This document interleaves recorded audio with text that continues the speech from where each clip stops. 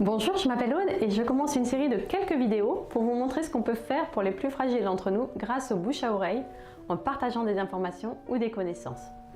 Je vais vous raconter l'histoire de l'initiative Patrimoine Solidaire et vous expliquer la petite dynamique de dons qui s'est créée ces dernières années autour de cette démarche.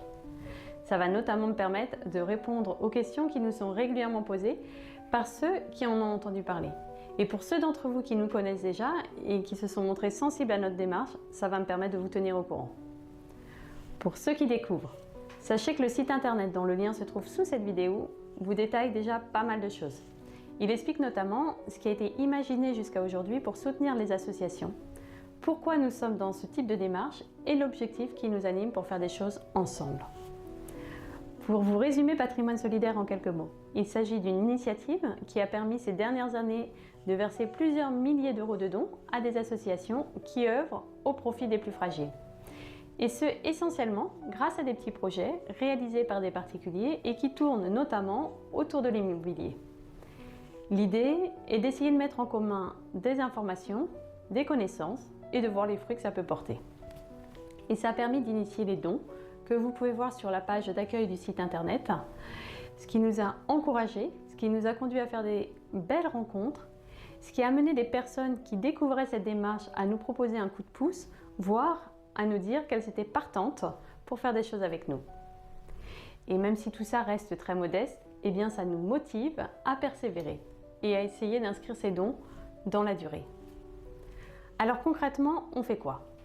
Globalement, à ce jour, les dons s'appuient sur de l'immobilier locatif, une proposition de sous-location de logements vacants pour des propriétaires qui ont peur de louer dans les conditions actuelles ou qui ont besoin d'utiliser leur logement de temps en temps. L'idée est de proposer une solution, parmi d'autres, au fait qu'il y ait près d'1 million de logements vacants en France aujourd'hui. Le troisième levier, c'est l'achat de quote-part d'indivision pour des personnes qui veulent sortir d'une indivision compliquée.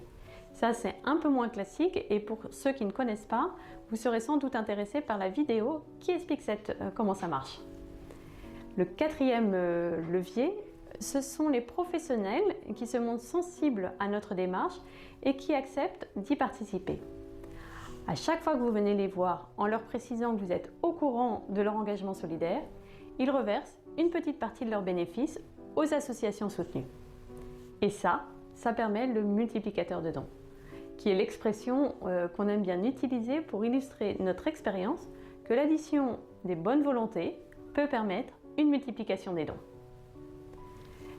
Cette initiative nous a donné la chance de rentrer en contact au fil des mois avec des personnes d'horizons vraiment différents et de pouvoir partager des expériences ou des sensibilités très variées. Et ça permet des échanges très riches, ce qui est pour tout le monde une autre source de motivation. Dans le même ordre d'idées, je pense aussi aux échanges qu'on peut avoir avec certains locataires avec lesquels on a régulièrement l'occasion de créer de vrais liens, notamment parce qu'ils savent que leur loyer contribue au multiplicateur de dons. YouTube va d'ailleurs nous donner la possibilité de faire deux choses. D'abord, de faire connaître l'engagement des professionnels solidaires dont je vous parlais. Comme je vous le disais, à chaque fois qu'un client leur précise qu'il est au courant de leur soutien aux plus fragiles, les professionnels s'engagent à faire un don aux associations. C'est le fameux multiplicateur de dons. Et la deuxième chose que va nous permettre YouTube dans les années à venir, c'est de vous partager régulièrement des informations intéressantes en gestion de patrimoine dont nous pensons qu'elles peuvent vous être utiles, notamment si vous êtes chargé de famille ou si vous le devenez un jour. De votre côté, n'hésitez pas à me faire un retour ou à nous partager vos remarques, que ce soit sur le contenu du site web ou sur les vidéos. Car on fait plein de choses pour essayer d'atteindre notre objectif de don, ce qui nous impose d'être rigoureux et d'être bien concentré sur les activités pour que chaque aspect soit solide et puisse porter du fruit.